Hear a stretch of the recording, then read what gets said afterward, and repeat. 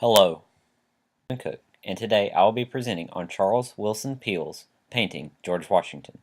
This piece resides at Crystal Bridges Museum of American Art in Bentonville, Arkansas, and is in my opinion one of the prized pieces in the colonial to 19th century gallery.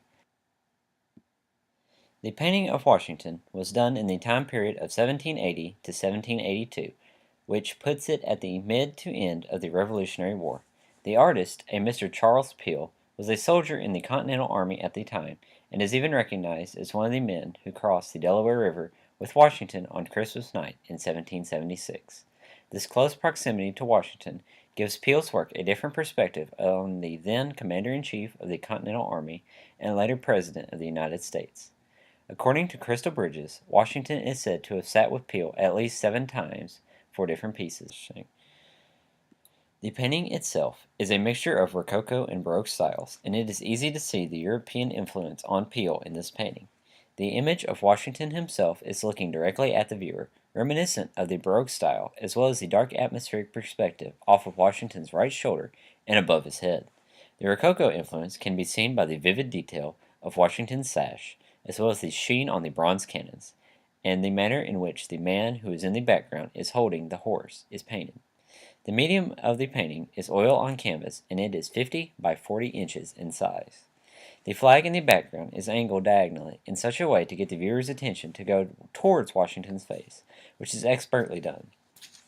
Washington himself is dressed in the attire that is correct for battle dress. This dress can be told by Washington's blue sash, which is the defining mark saying that he is Commander-in-Chief of the Army, and Washington's sword.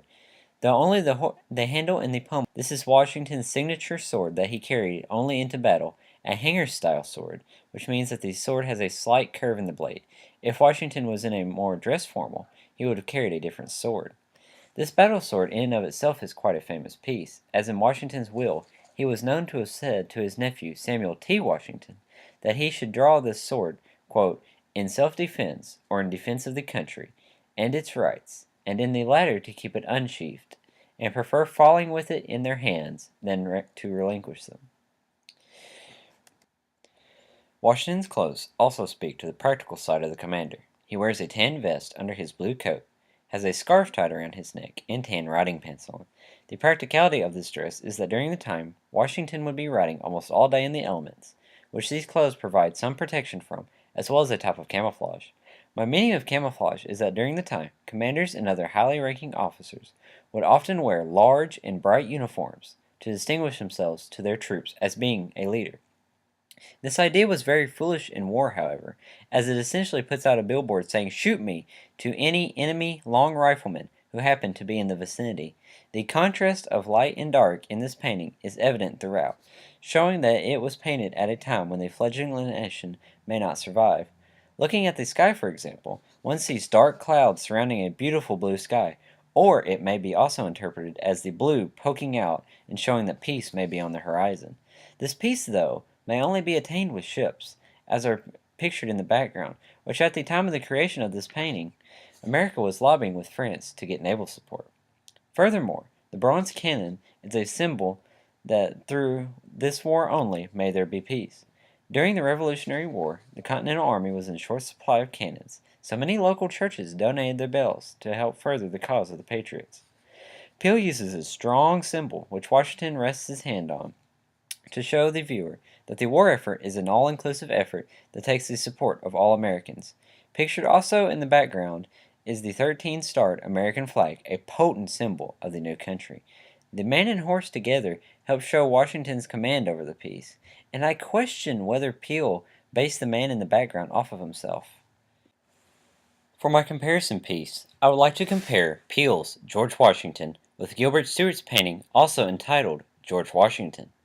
Stuart's piece is also known as the Lansdowne Portrait, which I will be referring to it as here, so as to not cause confusion.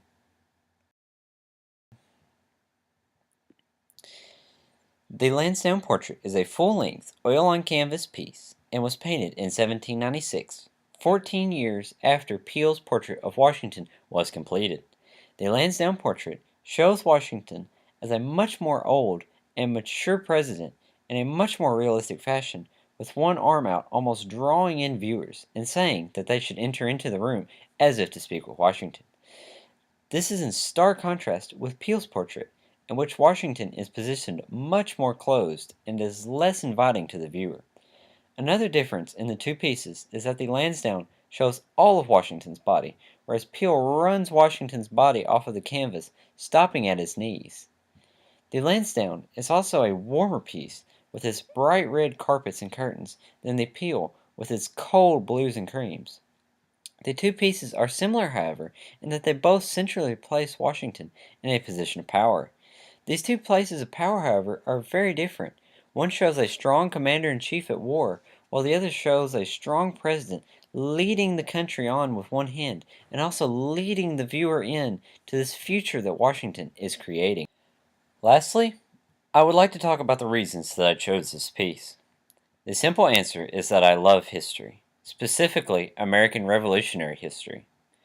The moment that I first saw this piece of art, I knew that it was the perfect piece for me. Throughout this piece, there are so many references to the war, and to the hopes of peace on the horizon, that I could have spent several hours looking at it and just drinking in this rich piece of Americana from a man who was so very close to our first president.